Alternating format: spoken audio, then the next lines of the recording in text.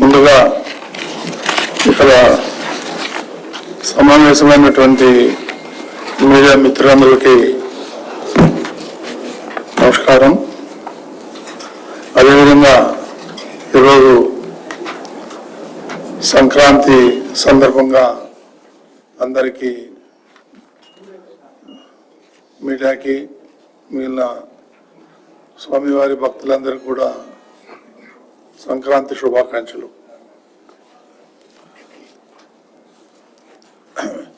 జనవరి 8వ తారీఖు జరిగినటువంటి అత్యంత దురదృష్టకరమైనటువంటి సంఘటన అది. అదన్నీ మీ అందరికీ తెలిసిందే. సో అది జరగరాంది జరిగిపోయింది. ఇక మీదట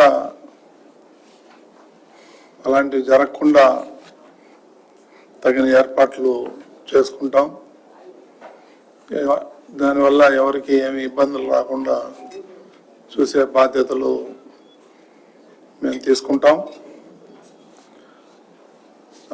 అదేవిధంగా 6 చనిపోయారు, 2 సీరియస్గా ఇంజూర్ అయ్యారు. మిగిలిన వాళ్ళందరూ డిశ్చార్జ్ అయిపోయారు. వాళ్ళకి కూడా దర్శనం ఇప్పించి వారి వారి ప్రాంతాలకు కూడా చేరవేయటం జరిగింది. మొన్న సిమ్స్ హాస్పిటల్లో ఒక 6 ఇక్కడే చెక్కులు ఇవ్వటం జరిగింది. మిగిలిన వాటికి 3 బృందాలుగా ఏర్పాటు చేయడం జరిగింది. ఒక బృందం అటు వైజాగ్, నర్సీపట్నం, మదనపల్లి, వీళ్ళందరూ ఇట్లా ఆంధ్ర పలు ప్రాంతాలకు వెళ్ళి నిన్న చెక్కులు డిస్ట్రిబ్యూట్ చేయటం కూడా జరిగింది. బోర్డు మెంబర్లు జ్యోతుల నెహ్రూ, జంగా కృష్ణమూర్తి, అనువాక లక్ష్మి, ఎంఎస్ రాజు, మనిందర్ రెడ్డి, జానకిదేవి, వీళ్ళందరూ వెళ్ళారు. అక్కడ ఉన్నటువంటి ఎవరైతే లోకల్గా హోమ్ మినిస్టరు, తర్వాత ఎమ్మెల్యేలు, ఎంపీలు అందరూ కూడా ఆ కార్యక్రమంలో పాల్గొన్నారు. వాళ్ళందరూ కూడా సుమారు 31 మందికి నిన్న మొన్న చెక్కులు ఇవ్వటం జరిగింది. ఇంకొక 20 మంది ఉన్నారు. ఆ 20 మంది కూడా ఇవాళ కానీ రేపు కానీ అటు తమిళనాడు, అటు తెలంగాణ, బెల్లారి ఈ ఏరియాలో ఉన్నారు. వాళ్ళందరూ కూడా ఈరోజు రేపట్లో మేము అవన్నీ అందజేయడం జరుగుతుంది.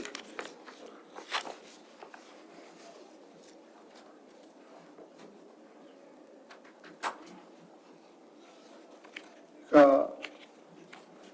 ఈ దురదృష్ట సంఘటన గురించి ముఖ్యమంత్రి గారు చాలా దిగ్భ్రాంతి వ్యక్తం చేశారు. నాతో పర్సనల్గా 2-3 సార్లు మాట్లాడటం కూడా జరిగింది. సిచ్యువేషన్ ఎలా ఉందని కనుక్కోవడం కూడా జరిగింది. ఇకపోతే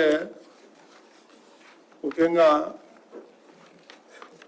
కొన్ని మీడియా, ముఖ్యంగా సోషల్ మీడియాలో కొన్ని అసత్యమైనటువంటి వార్తలు వస్తున్నాయి.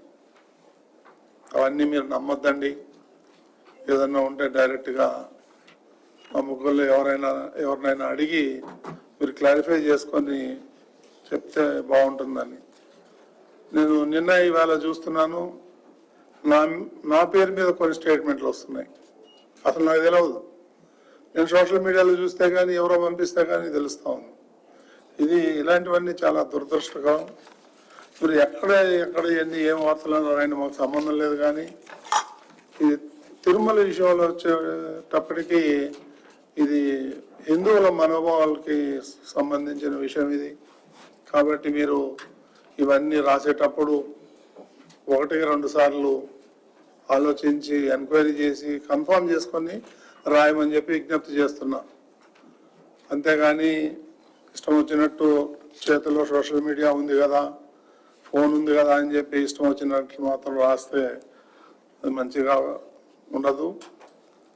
ఈ పాలక మండలి ఎప్పటి నుంచి ఎప్పుడో మేమంతా కూడా కొన్ని నిర్ణయాలు తీసుకున్నాం. ఆ నిర్ణయాల్లో ఏమన్నా ఓ 4-5 అమలు చేయటం లేదన్నా టెక్నికల్ ఇష్యూ వచ్చి జాప్యం జరిగిందే కానీ, అంతేగాని మా మధ్యన ఏదో వివాదాలు ఉన్నాయి, అవి ఉన్నాయి, ఇవన్నీ అన్ని కథలల్లేసి ఇలా చేయటం కూడా కరెక్ట్ కాదు. కాబట్టి నేను దాన్ని తీవ్రంగా ఖండిస్తున్నాను. ఇకపోతే ఏదైనా మేము చేసే ముందు మీ అందరికీ చేస్తాం, అంతేగాని కన్ఫర్మ్ చేయకుండా దయచేసి మీరెవరు చెప్పొద్దని చెప్పి నేను మీ అందరికీ విజ్ఞప్తి చేస్తున్నా. ఇక ఆ ఒక్క ఇన్సిడెంట్ తప్ప మిగిలిన ఏర్పాట్లు అన్ని బ్రహ్మాండంగా ఉన్నాయి.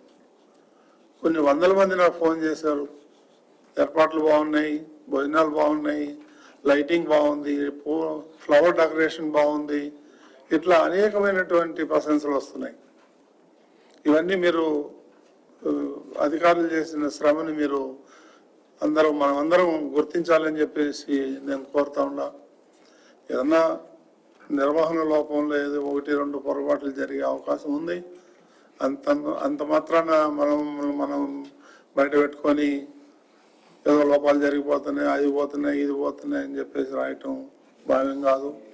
దాన్ని నేను తీవ్రంగా ఖండిస్తున్నాను.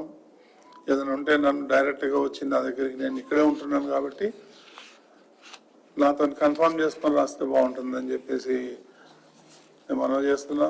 ఇప్పుడు 4 రోజులు అయింది, బ్రహ్మాండంగా డైలీ 60,000, 70,000 ఈ విధంగా దర్శనం చేసుకుంటున్నారు. అందరికీ ప్రసాదాలు ఇవ్వటం జరుగుతూ ఉంది. ఎలాంటి ఇబ్బందులు జరగట్లేదు, ఎలాంటి చిన్న పొరపాట్లు జరగదు. ఆ ఒక్క ఇన్సిడెంట్ తప్ప. దయచేసి ఇక అవన్నీ ఈ రోజుతో వదిలేసి మీరు దేవుడి గురించి ఇక్కడ జరిగే కార్యక్రమాల నుంచి మీరు ప్రచారం చేస్తే బాగుంటుందని చెప్పేసి